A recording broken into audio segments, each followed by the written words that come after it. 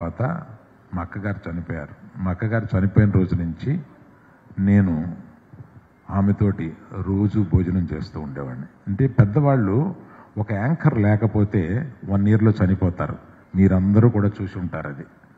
అంటే మా నాన్నగారు చనిపోయారు, అక్కడ మా అక్కగారు చనిపోయారు, తర్వాత మా అమ్మ ఒంటరి అయిపోయింది. ఈమె కూడా 1 yearలో వెళ్ళిపోద్ది అని అనిపించి నాకు 10వ రోజు నుంచి నేనే మా అమ్మ దగ్గరికి రోజు మధ్యాహ్నం భోజనానికి వెళ్ళేవాడిని.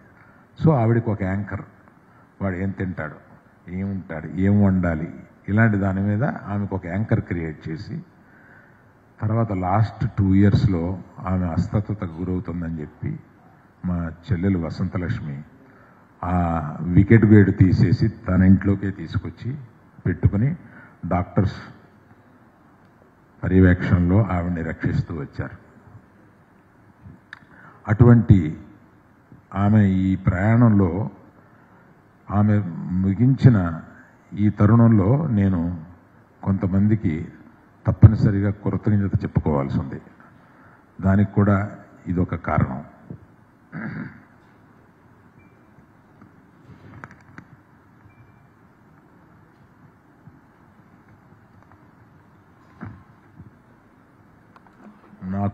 నాకు బంధువు కాకపోయినా, మా ఎవరికీ బంధువు కాకపోయినా ఒక సహాయకురాలుగా వచ్చి మా అమ్మని ఏకదృష్టితోటి, అంటే ఒక కూతురు కన్నా ఎక్కువ కింద ఆమెని ప్రేమించి ఆమెను దగ్గరుండి చూసుకుంది బొక్క లక్ష్మి అని. ఆ లక్ష్మికి నేను ఏమి చేసినా నా కృతజ్ఞత తీర్చుకోలేను, ఎంత డబ్బు ఇచ్చినా నా కృతజ్ఞత తీర్చుకోలేను. ఎందుకంటే ఆ లక్ష్మి అనే ఆవిడ అంత చక్కగా మా అమ్మని ఏ చిన్న విసుగు లేకుండా అంత ప్రేమిస్తూ చూసింది కనుక ఆమెకి నేను చెప్పుకోవాలి. తర్వాత పక్కింట్లోనే ఉండి డాక్టర్ వెంకటేశ్వరరావు గారు నిరంతరము ఆమె ఆరోగ్యం గురించి చూసేవారు. అది కాకుండా మా అల్లుడు అంటే సాయి ప్రవీణ్, విద్య నా కూతురు లాంటిది.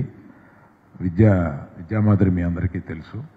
ఆ విద్యామాధురి భర్త సాయి ప్రవీణ్, డాక్టర్ సాయి ప్రవీణ్ అపోలోలో చేస్తూ ఉంటారు. ఆయన అర్ధరాత్రి, అంటే ఆయన ఒక 10 నిమిషాలు లోపే ఉండేవారు. అర్ధరాత్రి ఎన్నిసార్లు వచ్చారో, ఆమెకి ఏదైనా చిన్న అస్వస్థత ఉన్నా కూడా ఆయనకి, అపోలో యాజమాన్యానికి కూడా మేము కృతజ్ఞత చెప్పాలి.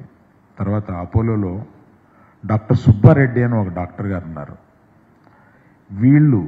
వీళ్ళందరూ కలిపి మా మదరు ఇన్నాళ్ళు ఆరోగ్యంగా ఉండడానికి, ఆమె ఎక్కువ అనారోగ్యంగా గురి అవ్వకుండా ఉండడానికి వీళ్ళందరూ కారణం.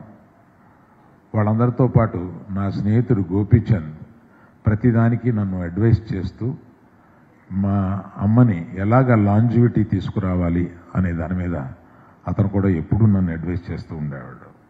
ఇది కాకుండా అమ్మని, అంటే మా అమ్మ లాస్ట్ 1 year ఐసీయూకి పంపకూడదు ఈమెకి ఆర్టిఫిషియల్ వెంటిలేషన్ ఇవ్వకూడదని కుటుంబంలో నిర్ణయం తీసుకొని అపోలో నుంచి ఒక ఐసీయూఏ తీసుకొచ్చి ఆవిడ బెడ్రూమ్లో, ఆవిడికి కనపడదు కానీ ఆవిడ వెనకాల టోటల్ ఐసీయూ ఎక్విప్మెంట్ ఉంటుంది.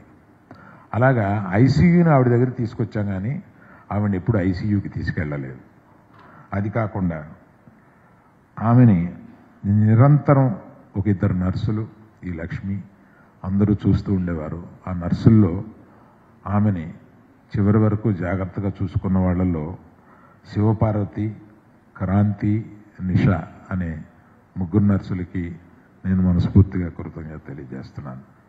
ఇట్లాగా ఆమె ఇంతటి లైఫ్ని ఇలా సెలబ్రేట్ చేసుకుంటూ, ఆవిడ వీడ్కోల్ని మేము విషాదకరంగా కాకుండా, వీడ్కోల్ని, ఆమె జీవిత ప్రయాణాన్ని ఒక సంతృప్తిగా మేము ఆమెను సాగనంపాలి అనే దీంతో మేము సాగనంపాము. ఆమె ఏ లోకాన ఉన్నా ఇవాళ మిమ్మల్ని అందరినీ కూడా ఆవిడ అక్కడి నుంచి దీవిస్తుందని చెప్పి మనస్ఫూర్తిగా నమ్ముతున్నాను. Thank you.